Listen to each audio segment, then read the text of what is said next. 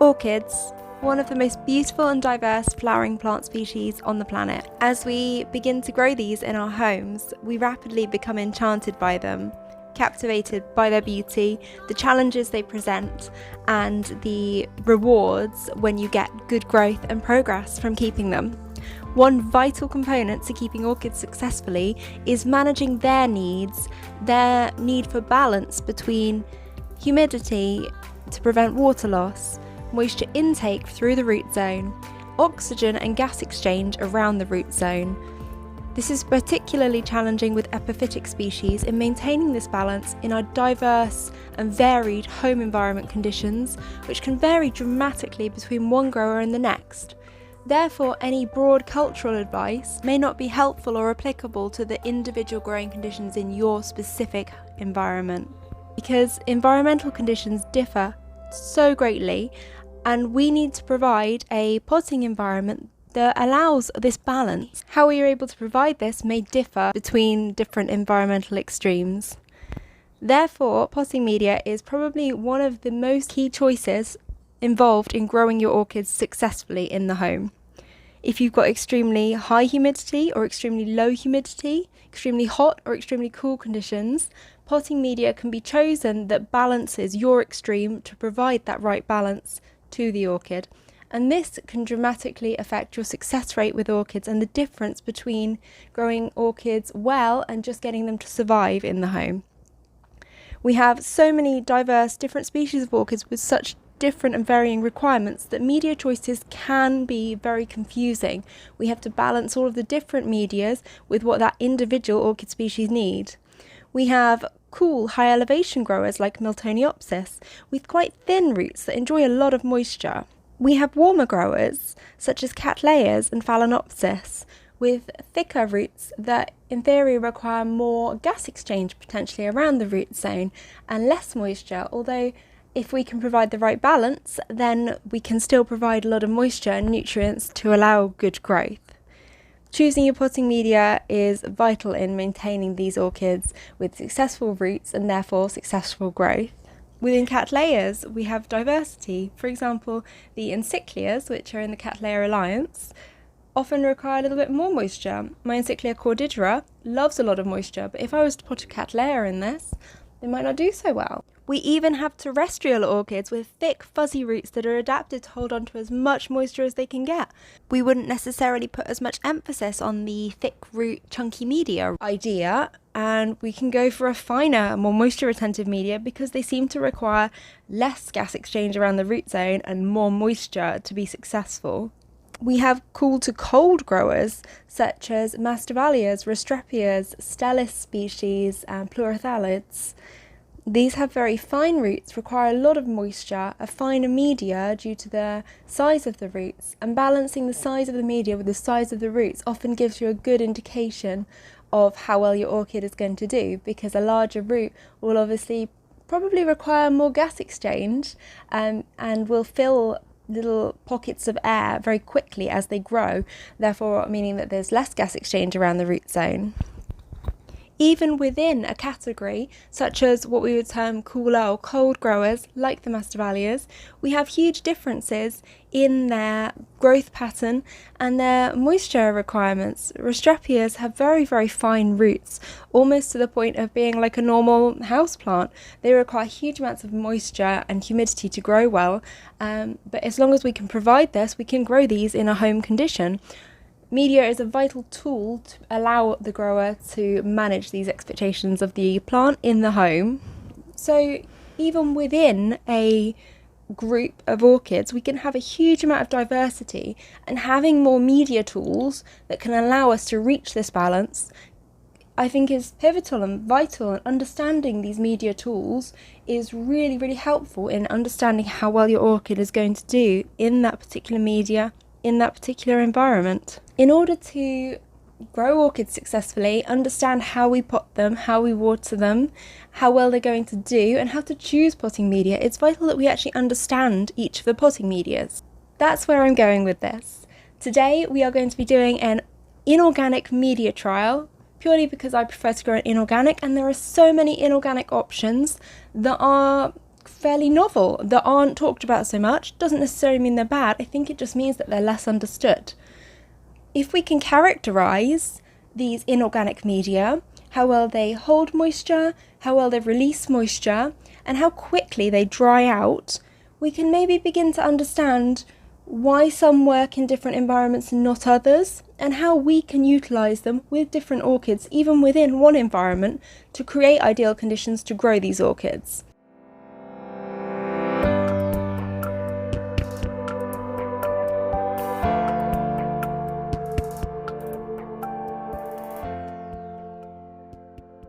In today's video, we are going to be testing out some different inorganic media, some of which I've shown you before, some of which I haven't.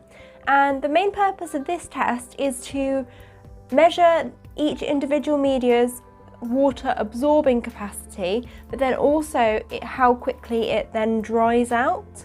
So I wanted to get this started today because it's realistically a week-long experiment. I've already spent 3 days trying to dry out all the media. Guess which took the longest to dry? Because I keep all of my inorganic media soaking. So I give it a wash when I get it, and then I just leave it soaking in buckets. So it's always available for me to use. So when I want it dry, I have to dry it out. LECA dried out within maybe 3-4 hours of me just having it on a heat mat with a fan on it. Pumice took a bit longer. Pumice took about a day. Seramis, it's been 3 days. Can you see that? Yes. But I'm going with this because I have to get started. So this is dry to touch. It's pretty much dry. I think obviously we've still got some moisture coming from it, but it's not wet, and I can't really wait any longer because I don't have that much time to be able to conduct this. So we are going to get on with it. Also introducing this, which is cat litter. It is 100% Danish molar clay, and it's supposed to be a very, very close match for Seramis, but much cheaper, because for the same price that you buy Seramis, you buy a 30-litre sack of this stuff. Now, to me, following initial inspections, it looks like there's quite a lot of rocks in there, but I'm not going to judge. We're going to go with it. I've soaked and washed this as well. Something I'm also going to be testing out is perlite, because I've recently been using that in self-watering systems with some of my houseplants, because I have 100 litres of this stuff from when I used to mix it in with moss, and for my carnivorous plants as well with peat. And the cheapest way to buy it was to buy 100 litres of it. So I've got 100 litres of it. So I figured I'd try and use it up, and it seems to wick very well. So I thought we'd test it as well. So LECA, Pumice, Seramis, SaniCat cat litter, and perlite. And we're also going to test Synthic, just for fun. I know Zane has already done a test of this though, so this is just going to be for a comparison, like a control. And then I'm also, for the drying experiment, going to try my horticultural grit top layer to see if that reduces the amount of water lost, which we'll be able to measure by weighing the LECA inside and seeing how much water it has lost. So we're going to have to kind of split this into a few different setups. So I've got some cups here that I'm going to put them in. To start off with, we are going to soak each of these media in tap water for 24 hours to see how much water they can absorb. So I'm going to weigh each media out and write the weight on the cup. So we've got 95.2 grams of the SaniCat cat litter. So I'm just going to write that on the cup. So I've written that on the cup. 95.2 grams of that. And now we're going to measure the next thing. So next we're going to measure out Seramis, and I'm going to try and put a similar amount in just for ease. Obviously I'll be calculating each of these individually anyway based on their starting weight.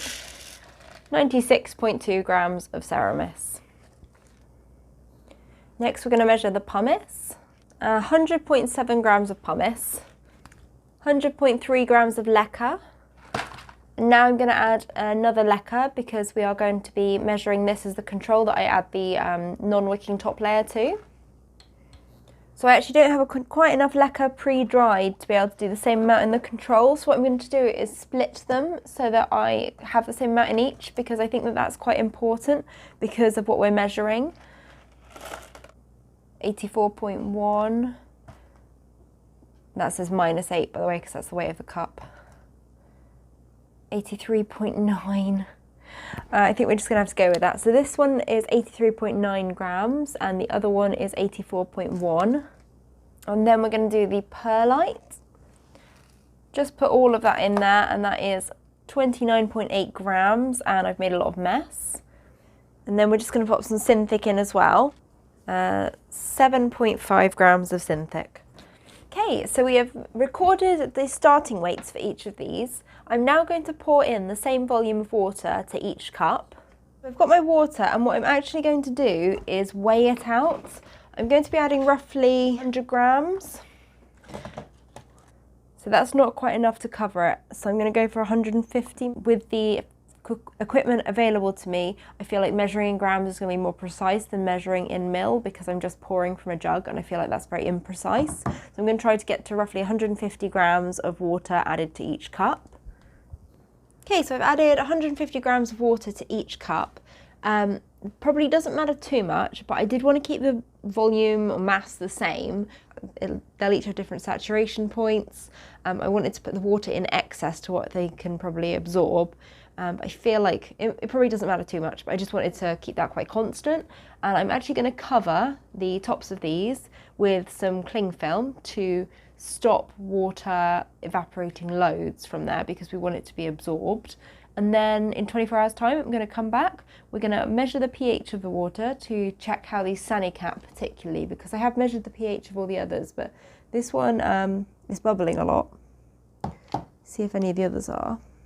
The others aren't bubbling so much, even the Seramis.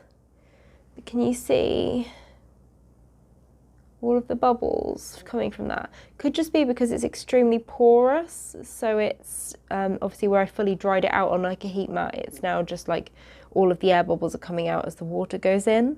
But we'll monitor that.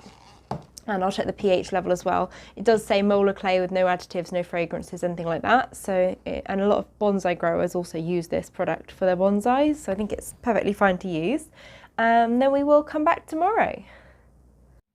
Okay, so we are back 24 hours later with our media test, and they've been sat with cling film over them overnight. So before we do anything else, what we're going to do is pour off the water in there and test the pH. And I've calibrated this pH meter recently, and the pH is around 7.88 it's reading. Most mineral or inorganic materials seem to raise the pH of the water a bit, which is why I kind of pH down to compensate. So that's reading at 8.03, 43, something like that. Okay, so I'm actually going to zero the scales to the weight of an empty one of these cups. So we've taken this as our zero measurement. And we're now saying that the perlite weighs 96.9 grams. So I'll write that on the cup, and then we will do a calculation at the end to work out per gram how much water they're holding. And then we're going to do the next one. Measure the pH, which I will just do for the LECA once. And the pH for the LECA water is resting at around 8.10. Oh, around 8.09 to 8.10.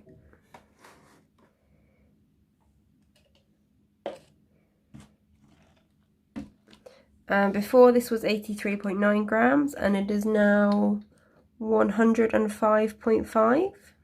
I'm just going to do the same again for this LECA cup, because I'm going to be adding a top layer onto this one, and I want to see how that affects the rate of drying of the LECA. We've already pH one, so I'm not going to pH the next, so I'm literally just going to weigh the LECA.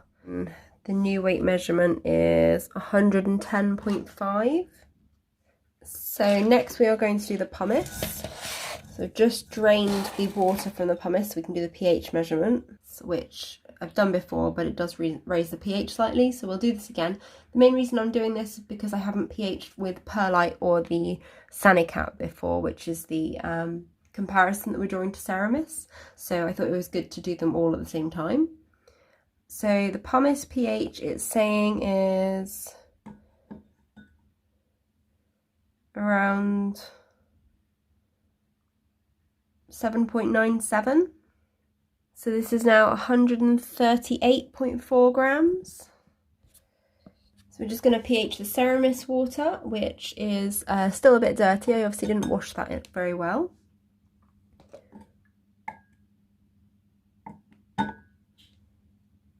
Oh.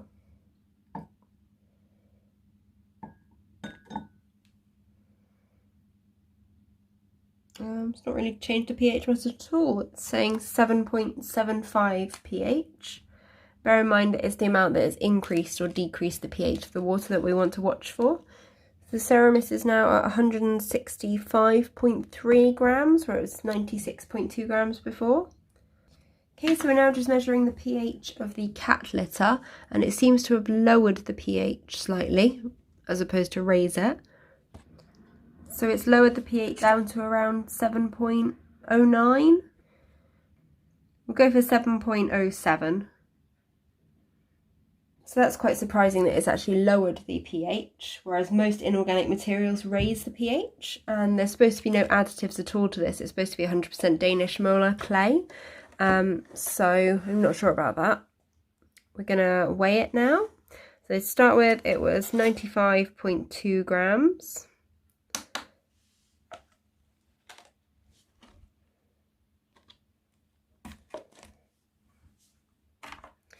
Now at 160.1 grams. So that result is quite surprising, that the pH was lowered and it's retained about as much water as Seramis. I'm really not sure why this would lower pH, why it's slightly acidic. Maybe that's something that would wear off over time, I don't know. I will do a re-soak for a few days and just try and figure that out a bit more after this experiment is finished. But for now, we're going to go with it. And then last but not least, we're going to do Synthic. Okay, so Synthic was 7.5 grams to start with.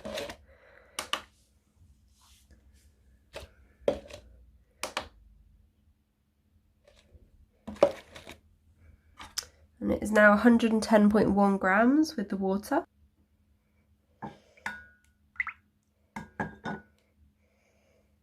So the pH of the Synthic is staying very stable around 7.85 after a few little swishes. So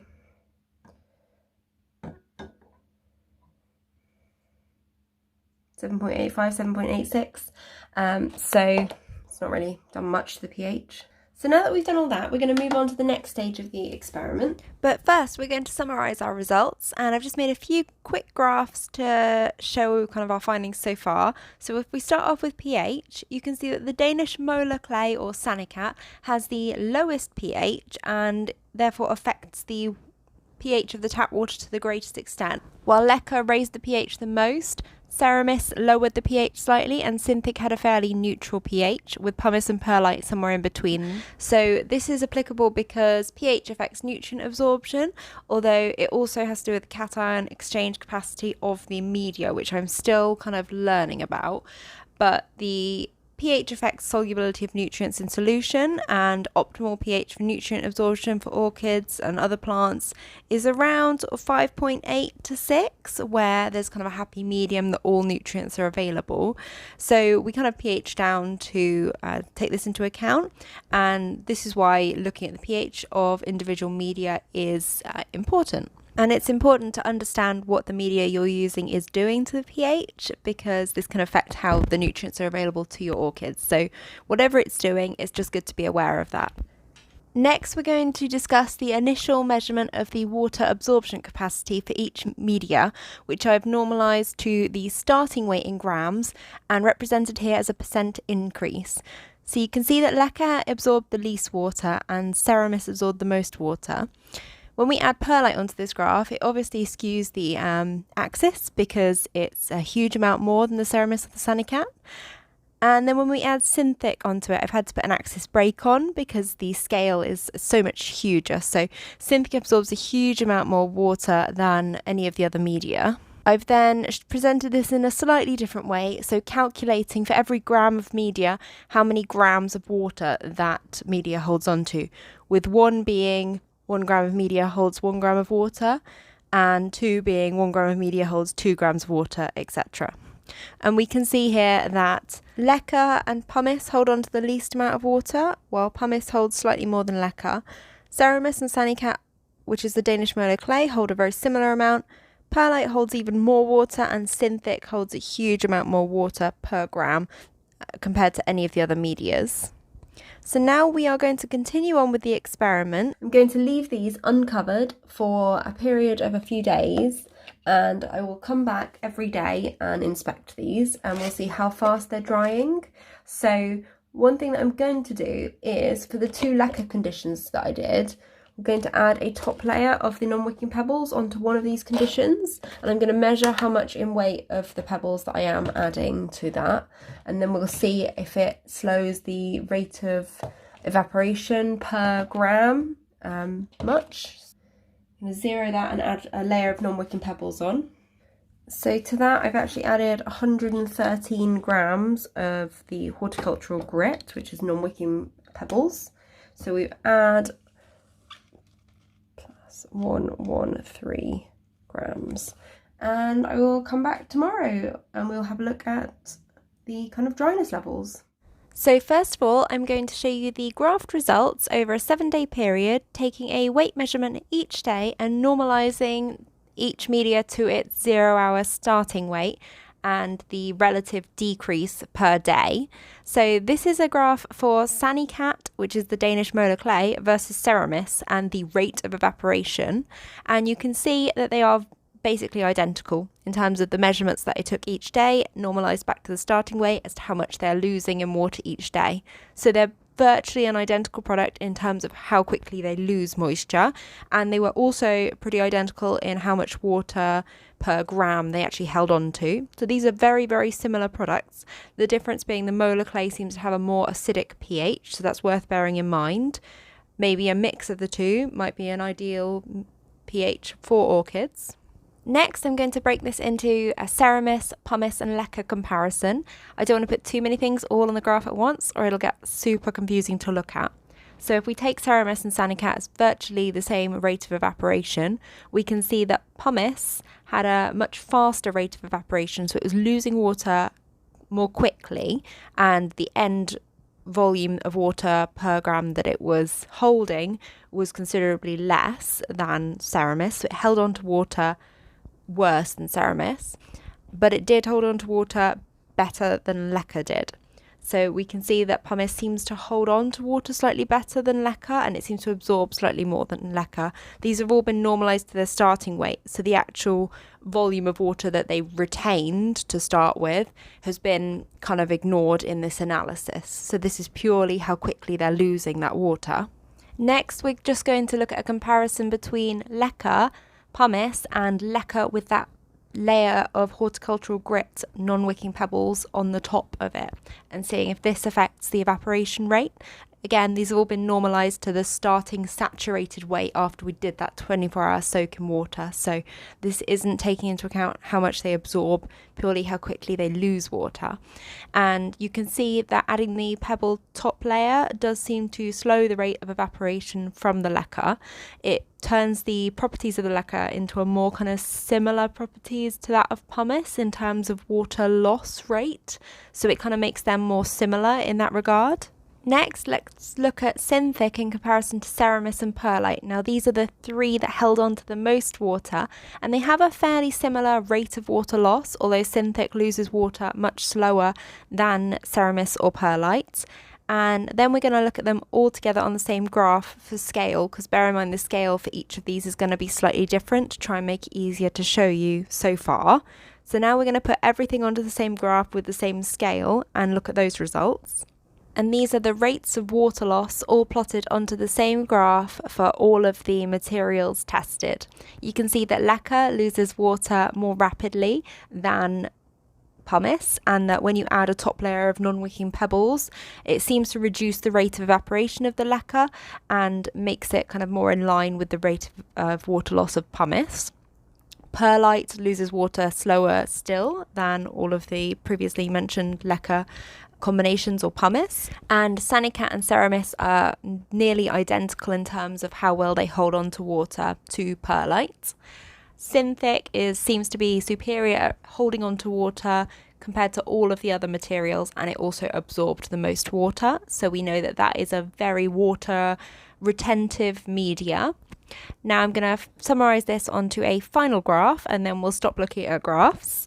So what I've done for this to try and make it easier to actually look at and interpret the results is taken the saturation starting weight. So after we soaked with the water for 24 hours, the weight after that soak as 100%, and then looked at how much of a percentage of that they retained after 7 days and graphed these results. So we can see that LECA retained the least. LECA with the pebble top layer and pumice retained a very similar amount. Perlite, Seramis and SaniCat are all virtually identical in how much they retained as a percentage of their starting weight. And Synthic is superior to all of those in terms of how much water it holds on to. Now, that doesn't necessarily mean that any of these media are superior to the others. It means that they have different properties which we can utilize differently in different environments and in different combinations. So it just gives us more options to explore and a greater understanding of how these media work and how they might work differently in different environments. So this is purely kind of to display the results. Maybe we'll do another episode talking more about how you can actually utilize these. Maybe, for example, in a warmer environment, you could mix more Synthic in a mix and it would probably hold on to water that little bit better. On its own though, I found that Synthic holds a lot of water, and we presented that and showed that today. But before even I did this experiment, I noticed that on its own it was a bit too water retentive, even like compared to sphagnum. So I've been having to mix it in with things, not use pure Synthic on its own. So if I'd done this first, I probably would have known that and not tried doing Synthic on its own as a media, which was a little bit too water retentive even for me. So this experiment hopefully presents some results that people will find useful. Obviously, there's a huge plethora of inorganic and organic medias that we could explore, and I've recently got very excited and ordered a load of bonsai supplies because they have the jackpot of inorganic medias. Apparently, I've been missing out by not looking at bonsai supply stores, and I found this store when I was looking into the molar clay that has a horticultural molar clay. They have tiny LECA, which I think will be perfect for oncidiums, because the media particle size and how much they contact could also be affecting these results. It could also be the porosity of the media and the kind of shape, the regularity of the shape, so many different variables.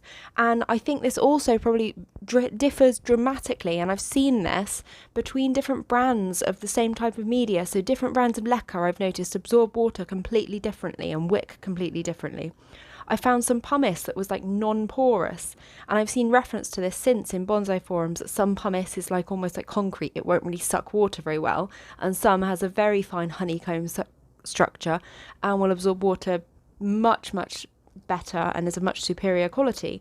So not even the type of media, but also the brand and the quality can massively affect all of these things. So it's difficult to generalize these, but I think that this is a really good starting point, and we can compare between the different media types, and I think it's something to bear in mind. Thanks so much for watching today. I hope I haven't bored you guys with this. I find this sort of stuff really interesting. If you guys enjoyed this, then I will definitely follow this up with a different media trial. Obviously this is quite a lot of work, so it's taken me quite a long time to turn this video out. So obviously let me know what you thought of it and any comments for next time. Thanks so much for watching, and if you did enjoy this video, don't forget to give it a like or subscribe to my channel for more regular updates, media trials and orchid updates, and I will see you guys later. Bye!